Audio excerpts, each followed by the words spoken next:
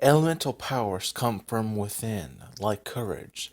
Sometimes it wavers, sometimes it waxes, but it cannot be stolen. Sorla. Hello, I'm Sensei the Dark Master, and in today's video we shall be taking a break from snakes and other reptiles to cover another major aspect of the world of Ninjago, the elemental powers.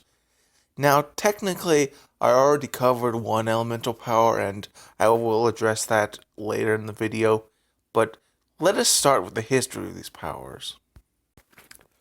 When the first Ninjutsu master created Ninjago, and before the birth of his two sons, he gifted a selected group of people power over specific elements.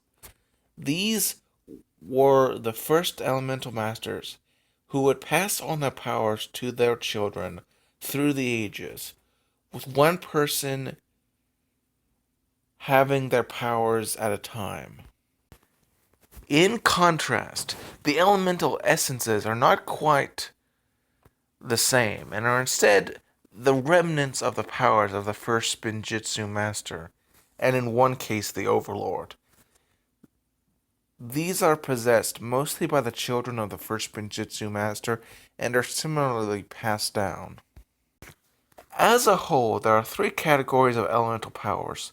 First, there are the elemental essences, which I've explained earlier, though there is some debate on whether they are true elements in the usual sense, and are considered by some to be merely the remnants of the first Spinjitzu master's original power. The rest of the elements are divided into two groups, the elements of creation and the secondary elements. Now keep in mind, secondary elements are not lesser, and in many cases can be more powerful than the elements of creation.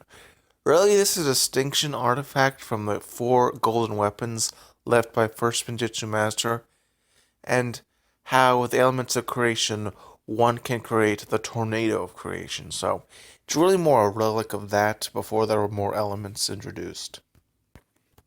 Now that I've explained the three categories of elements, let's go over the few characteristics they share in common. Firstly, elemental powers give their user the ability to manifest their own elemental dragons by overcoming his or her fear. To continue, if two elemental masters show strength against their fears together, they can combine their dragons into one, though only if their elements are naturally compatible, like with lightning and water.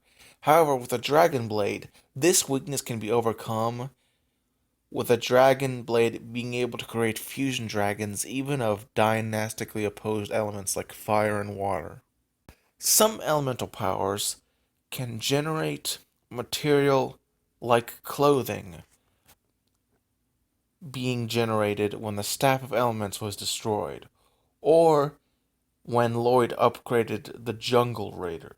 It also appears that all elemental masters can create elemental creations, which are living creations or creatures made out of a respective element. Elemental powers in general are strengthened by the presence of their respective elements, like having a large amount of rocks. Elemental powers can also be used in various spells, like the Antichondrite Cultist's Antichondrite Transformation spell, utilized by Klaus and Master Chen. Some elements also appear to only allow the user to transform into an element and change their body as opposed to controlling or producing said element, like metal. However, for all these powers, the elements all share some weaknesses as well in common. Just as overcoming fear allows an element to conjure an elemental dragon, showing fear causes the dragon to disappear. Also, there are numerous materials, techniques, and weapons that can disable, store, and manipulate elemental powers. Firstly, there is Vengestone, a mysterious substance that is dark gray with yellow lines in its natural state. It can negate the elemental powers of people, and is often melted into chains, cuffs, and cages to prevent escape by elementally powered individuals. Though apparently for dragons it merely weakens them and doesn't completely remove their powers outright. Blue crystals can absorb elemental abilities, as can chronosteel, though both are laborious to produce. When combined, such as in the construction of Chen's Staff of Elements, blue crystal and chronosteel can steal multiple and numerous elemental powers. The dragon bone blade is also capable of attracting and absorbing elemental powers thrown at it. It is unknown if this is a special attribute given to it by the first Spinjitzu master, or if it's just an innate characteristic of dragon bones. In either case, though, it is the only piece of the dragon armor that is actually special. Spells such as those employed by Asphira can drain or steal elemental powers and use it for nefarious ends, though this method seems temporary, as thanks to the help of Sorla, Kai regains powers to defeat Boreal, the ice dragon. Interestingly, when powered up by the scrolls of Forbidden Spinjitzu, ice can dampen other elemental powers in a slightly weaker manner similar to Vengestone. It is unknown if similar effects can be done by other elements if powered up by the Forbidden Spinjitzu scrolls, but it is possible. There are also some connections between elements. These include the four main elements being able to create creation, but also there's the odd lightning created by Moro by combining energy and wind, and Garmadon controlling electricity via destruction, or Nia controlling ice during her time in the Never Realm. Now that we've covered their shared traits and weaknesses of the elements, we'll be covering the elements briefly one by one. These won't be very in-depth, as I intend to cover each in more in-depth separate videos, and I've already done that for fire, for example, but let us start with the elemental essences, then work our way down. Firstly, there is golden power, formerly used by Lloyd, associated with the color gold and related to the next element we'll talk about. It grants the user the power to shoot golden blasts and rays, and it can summon the golden dragon. The next elemental essence is energy, also used by Lloyd after his golden power was stolen by the Overlord. It is associated with the color green and allows the user to shoot energy blasts and beams, as well as manipulate a mysterious green energy that is a combination of the original four ninja elements minus the actual abilities of them. The elemental essence of creation, which is primarily used by Sensei Wu, but Garmadon is also capable of using it. It is also accessible by the Tornado of Creation or the use of the Mega Weapon. It is associated with the colors white and pale gold, and grants the user the ability to create anything, including a dragon. The elemental essence of destruction was primarily used by Lord Garmadon. It gives the power to destroy literally anything to its user. The name thus makes a lot of sense. It is associated with the colors black and purple. The final elemental essence is that of darkness. It is the only one not originating from the first Spinjitzu Master, instead being used by the Overlord. It gives the user the power to manipulate dark forces and evil itself. It's associated with the colors black and dark purple. Now let's go to the elements of creation, or the main four as they're also known. Firstly, we have fire, which is mainly used by Kai, and grants the user the power of pyrokinesis. And I've made a whole video about it if you're interested, but it's dated, so if people want, I might remake it in the future if there's desire for me to do so. It's associated with the colors red, yellow, and orange. Secondly, there is the element of ice, used mainly by Zane. It gives the user the power of cryokinesis, which is the ability to manipulate ice and ice-based powers. It is associated with the colors white and light blue. It is Then the element of lightning, which is primarily used by J. It allows the user the power of electrokinesis, or the ability to control lightning/electricity. It is primarily associated with the colors blue, but occasionally has a secondary yellowish/greenish/yellowish-greenish color as a secondary character associated with it. The fourth but not least element of creation is earth, currently utilized by coal. It grants the user the power of terrakinesis, aka the ability to manipulate earth, rocks, and manipulate terrain, as well as generate it. It is associated with the colors black, brown, and some orange highlights. Now let's go over the secondary elements. Keep in mind, just because they're called secondary elements doesn't mean they can't be just as important and powerful, if not more so, than the main four. First is water, currently possessed by Nia. It gives the user the power of hydrokinesis, which is the ability to manipulate and create water. It is associated with the colors aqua and light blue. Another powerful secondary element is the element of time. Unlike most, it is divided into four branches, two wielded by each of the time twins, Crux and Acronyx. Pause allows the user to pause time. Slow-mo causes time to be slowed down. Fast forward, which speeds up time, and reverse, which can reverse time. Each is represented by a different color, those being copper, blue, green, and red, and are the only element currently contained within an artifact as opposed to an individual. The element of wind is the only element that no longer exists, as it was last used by the now deceased Moro. It gave the user the power of aerokinesis, which means they can fly and manipulate wind currents. It is associated with the color of dark green.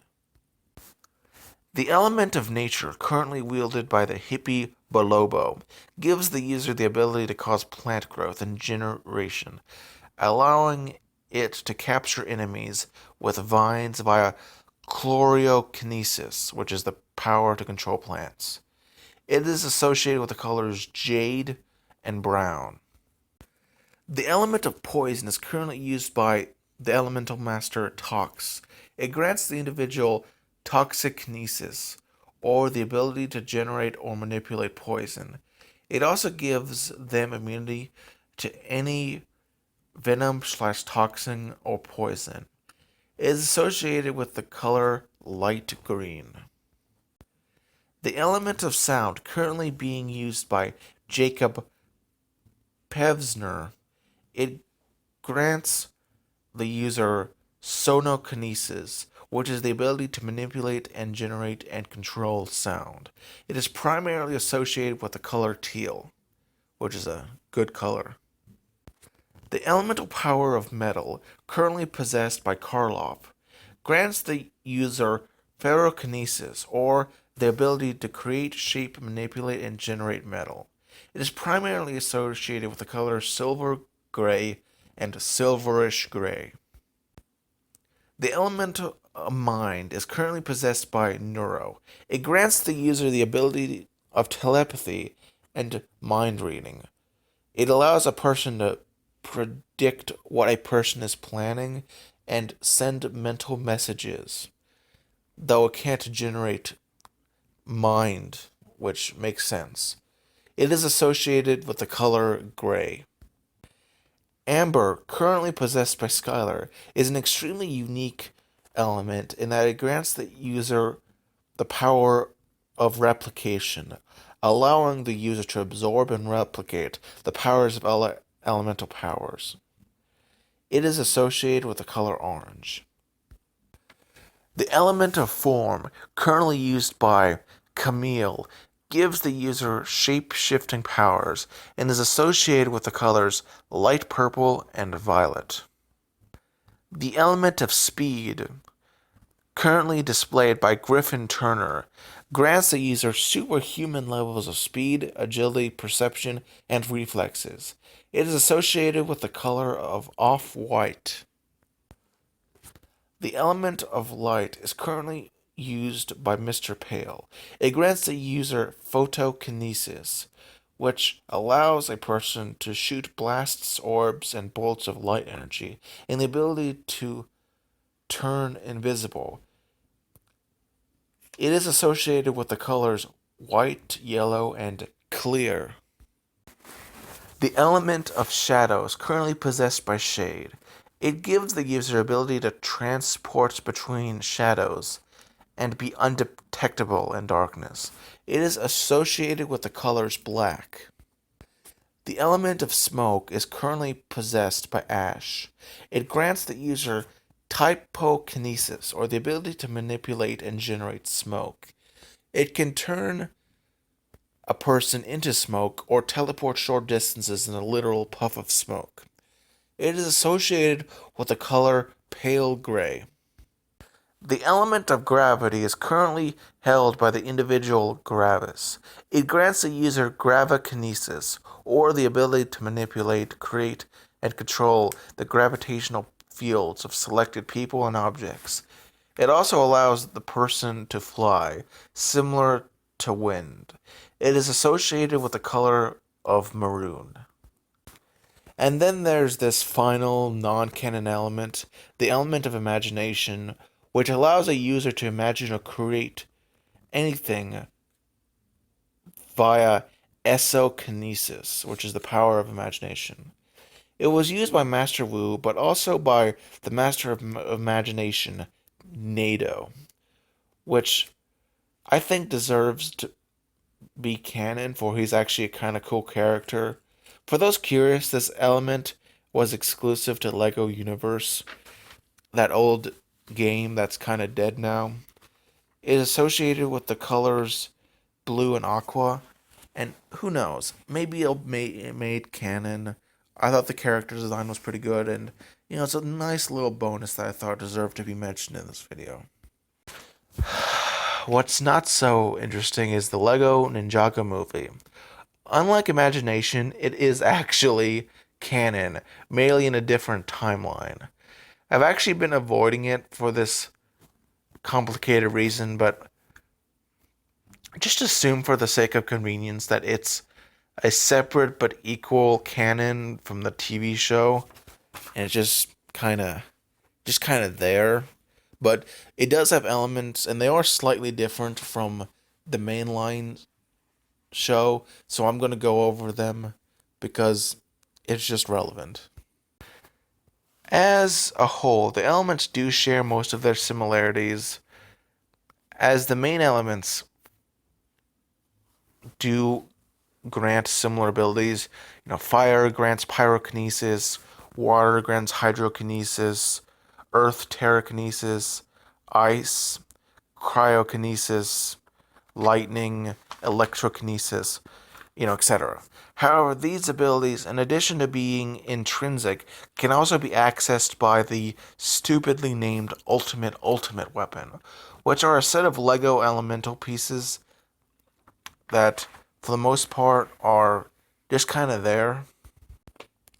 Lloyd has the power of green instead of energy, which allows the user to connect with nature and all living things.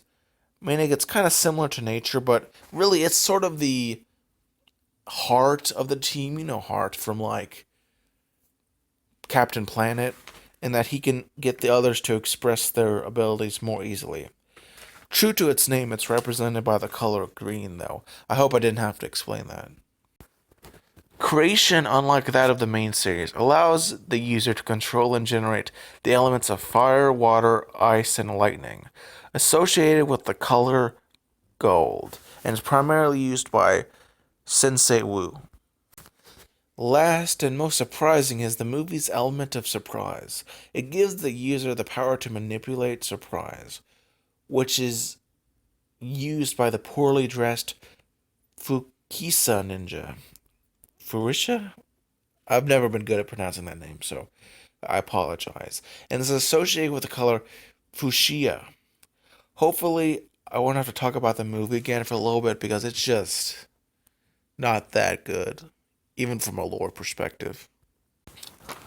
From the large diversity of elements, we can learn to appreciate the diversity of people in the real world. We have to learn to tolerate differences in opinions and looks in order to prosper. I'm Sensei the Dark Master, and join me next time in the lore of Ninjago. Have a nice day.